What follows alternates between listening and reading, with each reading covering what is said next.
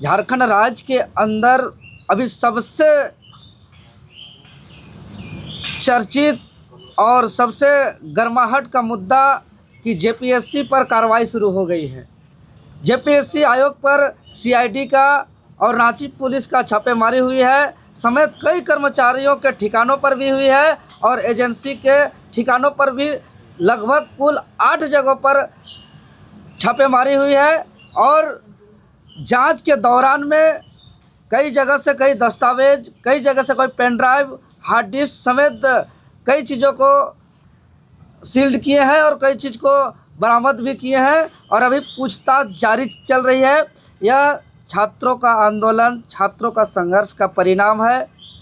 आप तमाम press media बंधुओं का सहयोग का परिणाम है। जैसा कि यही जगह पर सबसे पहले इस 14वीं जेपीएससी सिविल सेवा परीक्षा पीटी परिणाम आने के साथ साथ जो ओएमआर का मामला है या जो आयोग के सदस्यों के हस्ताक्षर न होने का मामला है या विशेष खास राज्य हरियाणा और यूपी से असाधारण चयनित का मामला है, सबसे सर्वप्रथम यही मोराबादी मैदान के इसी जगह से प्रेस कॉन्फ्रेंस के माध्यम से उद्भेदन किए थे, उजागर किए थे, जिसमें आप सभी प्रेस मीडिया के साथियों ने इसको जन जन तक पहुंचाने में अहम योगदान दिया और उसके बाद पूरे सबका सहयोग रहा। इसके लिए, इस बड़ी छात्र आंदोलन का जीत के लिए मैं तमाम प्रेस मीडिया के बंधुओं को धन्यवाद देता हूं, आभार व्यक्त करता हूं।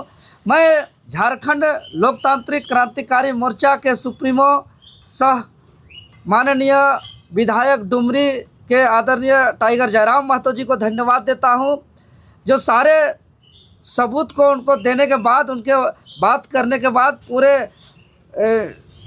एक्टिव मोड में आकर के माननीय मुख्यमंत्री जी को रात 8 बजे सचिवालय में सारे चीज़ों से अवगत कराए और सुबह 11 बजे महामहिम राज्यपाल जी को अवगत कराए।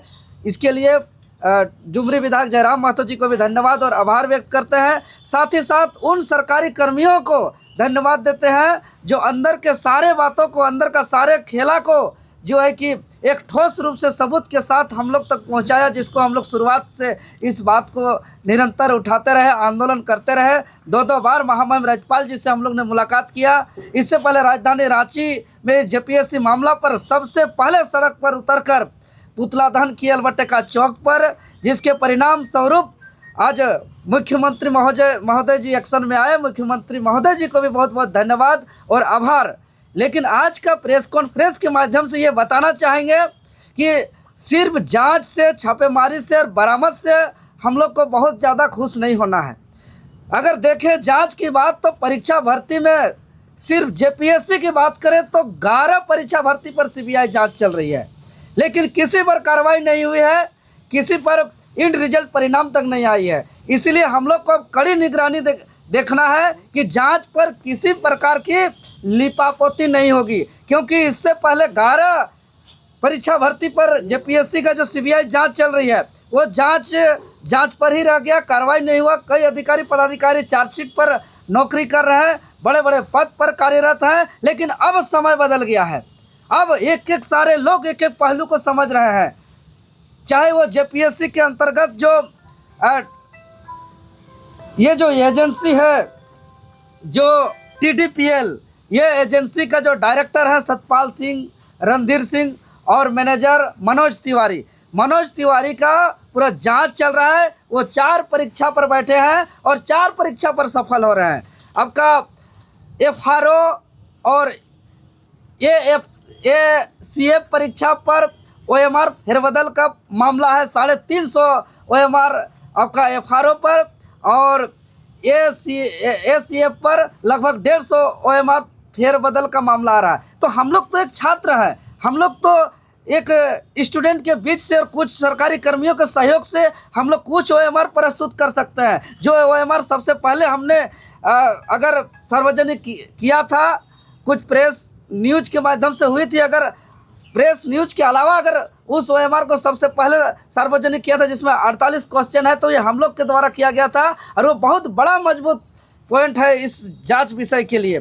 तो मेरा यही कहना है कि जांच लिपापति नहीं होना चाहिए, जांच निष्पक्षता के साथ, पारदर्शिता के साथ और समय के साथ हो और जांच का रिपोर्ट को सार्वजनिक किया जाए कि उसका जांच का रिपोर्ट क्या आया है, और सिर्फ जांच का रिपोर्ट गोपनीय रख करके लिपापोती करके ये परीक्षा प्रक्रिया आगे बढ़ाते रहने का परंपरा को ख़त्म करना होगा।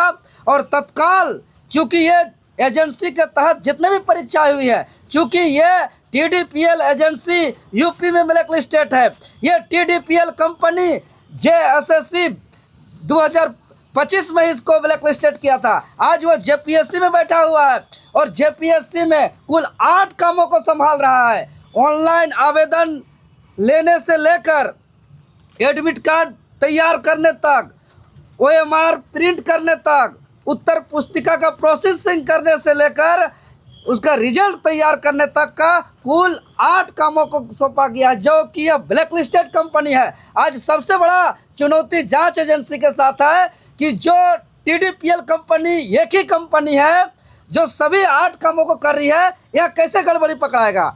अगर कोई स्टूडेंट मान के चलिए OMR को फेरबदल कर रहे हैं, आंसर शीट में फेरबदल कर रहे हैं, तो वही एजेंसी है, अलग अलग एजेंसी है नहीं। तो यह बहुत बड़ी संभावना है कि यहाँ लिपापोती करने का, क्योंकि एक ही एजेंसी के पास सारा कुछ है।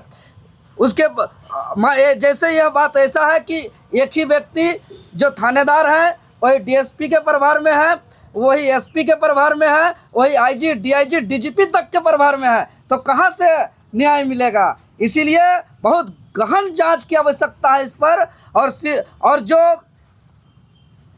उप परीक्षा नियंत्रक JPSC के श्वेता गुप्ता जी हैं, जिसका 1.5 महीना पहले उसका तबादला हो चुका था, उसके बावजूद उसका JPSC आना जाना था। ये किसके इशारे से हो रहा था, इस तमाम बिंदुओं पर जांच होने की आवश्यकता है। और हम लोग तो ऐलान किए हैं कि JPSC के साथ साथ JPSC का पूरा सफाई होना चाहिए। जब से झारखंड अलग राज्य का गठन हुआ है, तब से झारखंड को बेचा जा रहा है, चाहे झारखंड के कोयला को, जमीन को, बालू को, यहाँ के आयरन को, बॉक्साइट को, सारे खनिज संपदा, जल जंगल, जमीन को बेचा जा रहा है। झारखंड को तो बेचा ही जा रहा है, लेकिन जब नौकरी को बेचा जा रहा है, JPSC के सीटों को बेचा जा रहा है, चाहे सिविल सेवा की बात करें या सिविल जज की बात करें, स्वास्थ्य विभाग की बात करें, ये तमाम विभागों में जो नियुक्ति हो रही है, ये जो विभाग के जो अधिकारी पदाधिकारी हैं, उस नौकरी को भी बेचा जाएगा। तो यहाँ झारखंड के आत्मा को भी बेचा जा रहा है। और ये अधिकारी पदाधिकारी भ्रष्ट लोग बन करके झारखंड को अंदर ही अंदर दीमक की तरह खोखला कर रहे हैं और राज्य को बर्बाद कर रहे हैं।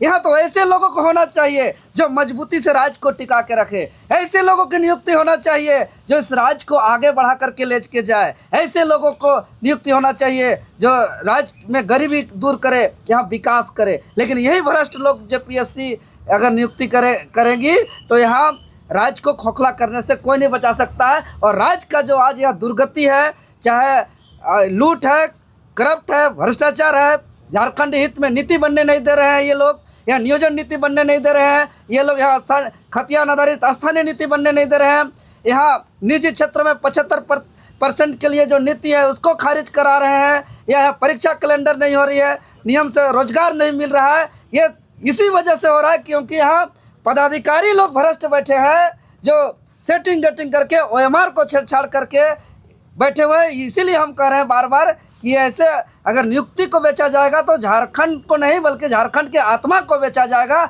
और ये हम लोग कतई बर्दाश्त नहीं करेंगे, ये बिल्कुल बर्दाश्त नहीं करेंगे कि झारखंड का आत्मा को बेचा जाए।